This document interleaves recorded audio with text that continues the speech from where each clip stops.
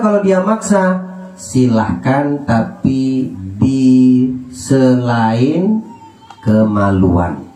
Itu yang dilarang sama Nabi. Artinya pusar ke atas silahkan, kata Nabi. Tapi kalau sampai berhubungan intim, ini yang harus dijauhi. Karena dia sedang kondisinya hadas besar atau junub atau haid. Cuma itu saja yang dilarang.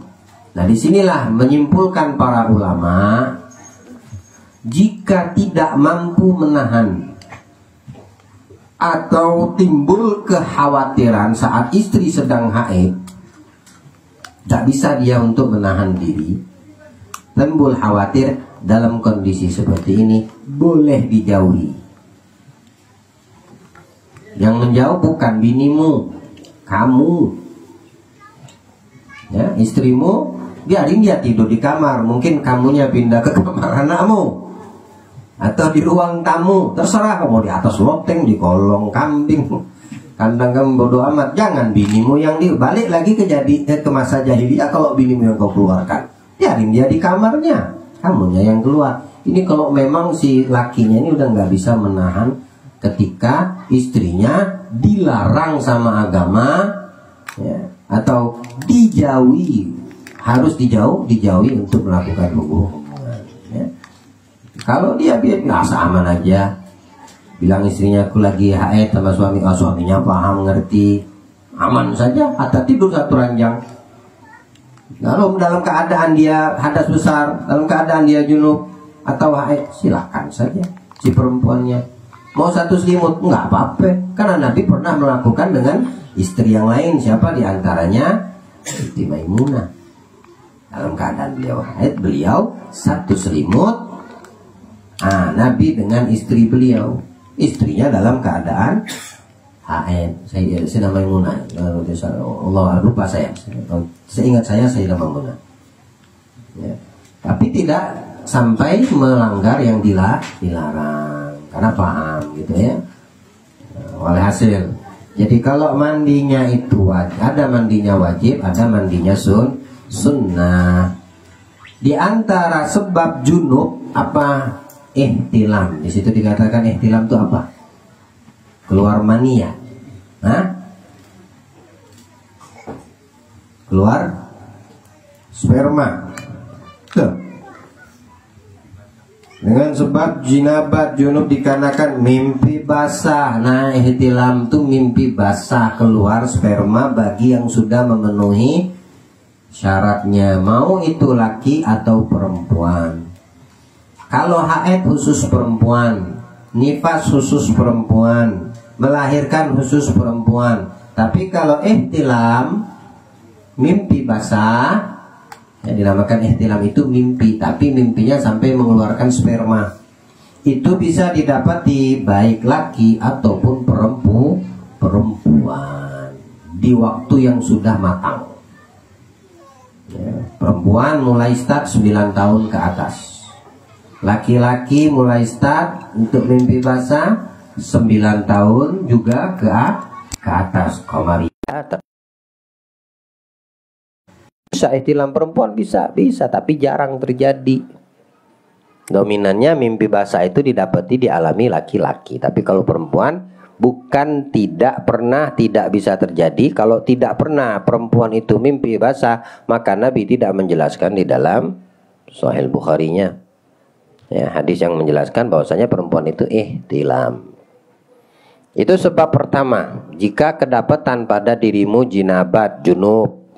Ya, apa junub udah kita jelaskan. Atau ihtilam, mimpi basah, atau wiqa'in.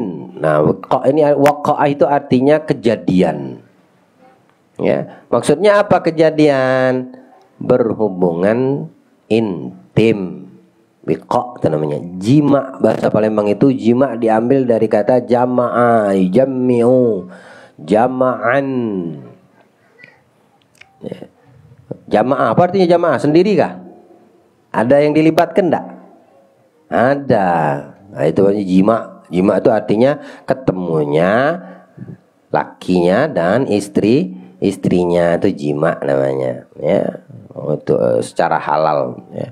Kalau tidak halal namanya zina, bukan jima. Jima juga tapi lebih dikatakan ke zina, ya. Jima itu lebih afdhaliyah dikatakan jima itu kepada yang halal hubungan antara suami dengan istri.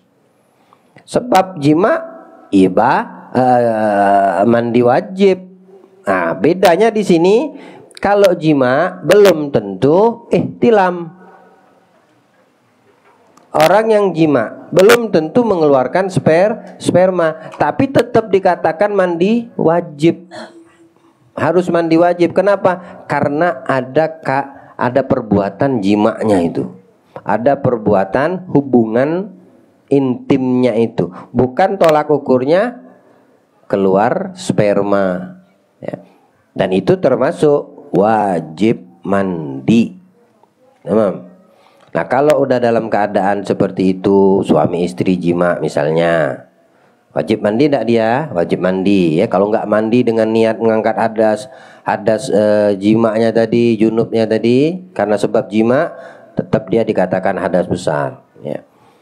Nah, di antara yang dianjurkan dan disunnahkan bagi suami dan istri mandi bareng.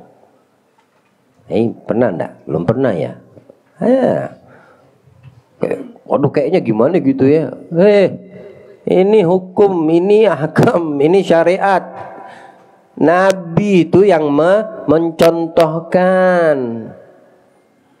Ente buka Fathul Bari itu, Sahih Bukhari, babul ghusl, al-mar'atu war-rajulu. Ada bab yang menjelaskan mandi seorang suami dengan istri, mandi bareng maksudnya, ya. Diriwayatkan oleh Urwa bin Zubair bin Awam. Zubair bin Awam sepupu Nabi. Kunna aghtasilu ana wan nabiyyu sallallahu alaihi wasallam fi ina'in wahidin min gadahin yuqalu lahu al-qadar, al-qadar, ya. Yuqalu lahu al-qadar.